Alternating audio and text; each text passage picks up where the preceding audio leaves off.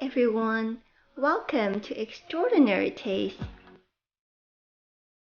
Today we are going to make a very popular appetizer or side dish served in restaurants.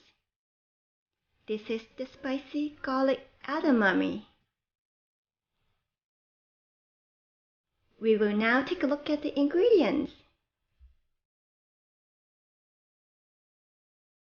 Chili powder. For mild spiciness, 1/4 teaspoon is good for 1 pound of edamame. 3 to 4 cloves of fresh garlic. I have about 1 pound of frozen cooked edamame, which you are most likely to get in stores. Read the cooking instruction on the package. Some of them are raw and they would take longer time to boil. Now let's take a look at the preparation steps. Cut off the root of the garlic. Peel off the skin.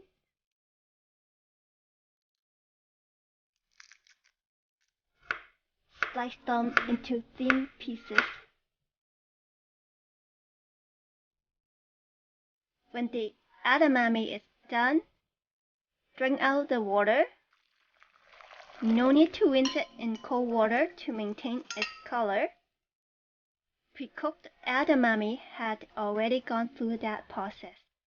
Once everything is ready, preheat your pan and add 1 to 2 tablespoons of oil in it.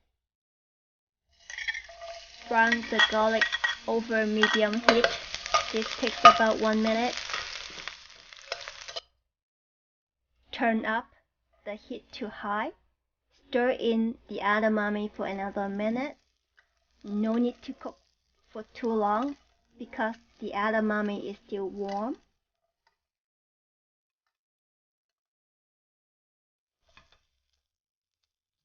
Add the chili powder to your taste of spiciness.